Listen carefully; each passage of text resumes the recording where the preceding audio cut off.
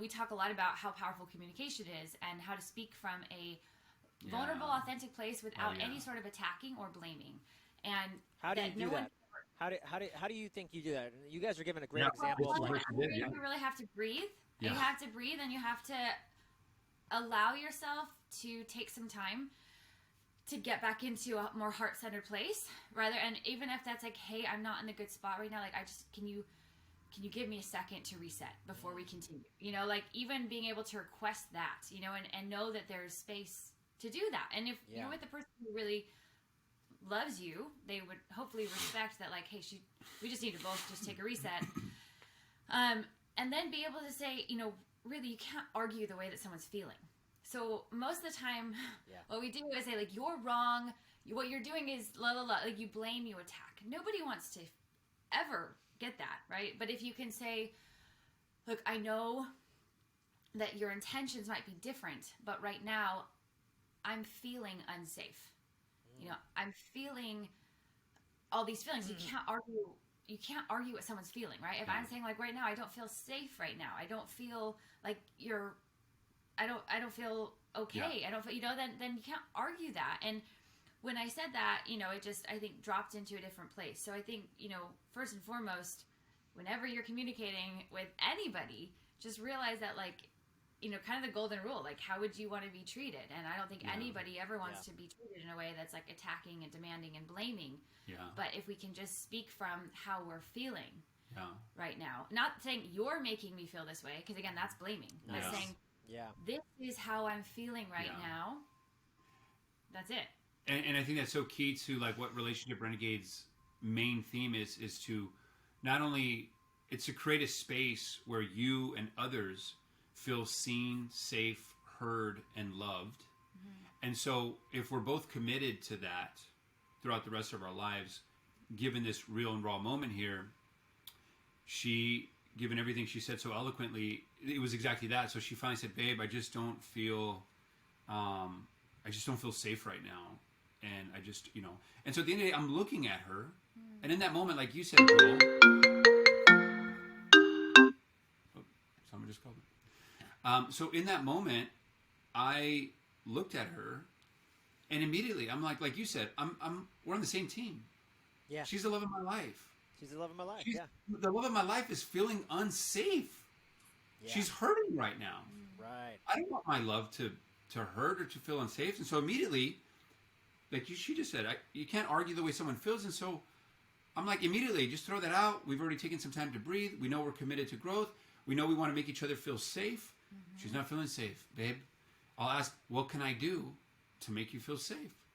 And so after I sat her down, and I just hugged her and held her, not tried to fix anything, because us as guys want to fix stuff. Yes. Just like, babe,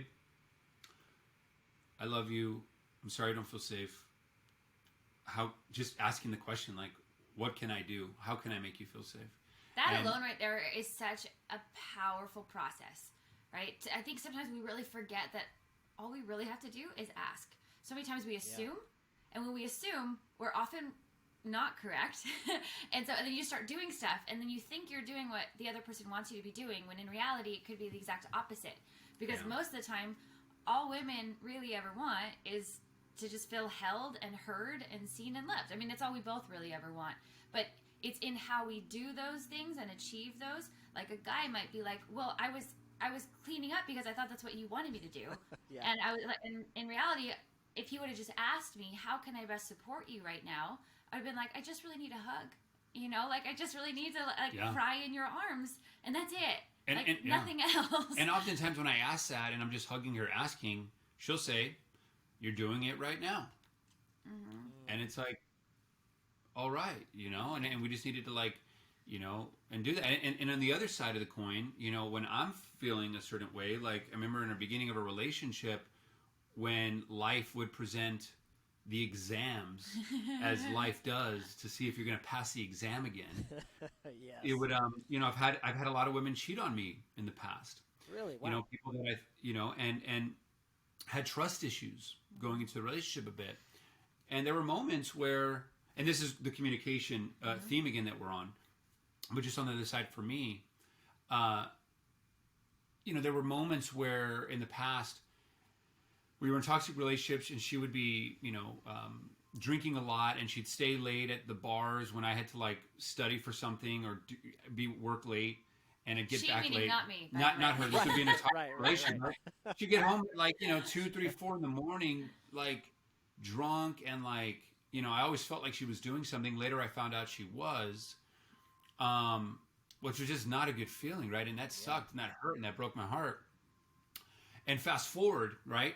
Many, many years, finally did a lot of the work, more so, and here we go again. Life's presenting this issue or this situation where she was shooting a movie. It was from like 8 p.m. to 8 a.m. So a night shoot. Yeah. And so I'm in bed, at like I'm working late to like 2, 3 in the morning, and I don't often do that, but it was one of those times. And she ended up coming early, like 4 in the morning, and it was like my mind, body, spirit's like, oh, it's happening again. And to make it even worse, because life will make it like we'll step it up. It was she was doing a love scene with another guy, so she was actually in bed with another guy, kissing and groping and all this kind of stuff. And I can't believe you did that. No, I'm just kidding. And so like so then I'm like, man, right? Thoughts, feelings, emotions, egos coming up, regardless of what the actual reality. What the actual actuality is. My reality. My ego is like, oh, I bet you she's falling in love with this guy. Most actresses fall in love with the people they do work with. Oh, I bet you this is happening. Yep. Of course, naturally. Yeah. There's certain things that I do to kind of, practice some of the work. But when she came in, the way that I did communicate was like, babe, first of all, being vulnerable, because as Rachel would say, vulnerability is sexy.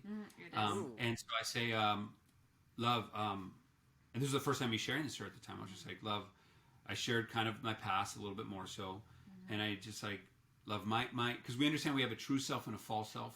False self being the ego self, true self being like the limitless, the higher self, right? Yeah. And I just said, babe, like the story I'm creating, like my false self, my ego self is thinking this and it's feeling this way. So I remove it from me and I say, like, babe, like, this is what my ego is creating right now. Like, it's feeling this, it's thinking this, and I just needed to share that because of my past. And she's like, oh my gosh, babe, I'm so glad you shared that. Like, it's actually this, and we get to put it out here and talk about it and remove things. And like, oh wow, and I felt safe, and I felt seen, and I felt heard, and I felt loved. But it was a matter of like saying like, hey babe, you're no blaming, no anything that Rachel was saying. It was just, love, my ego self is saying the story I'm creating is this. And I think that helps so much, at least in our relationships and from the relationships that we've coached or heard from on our radio show, and on and on.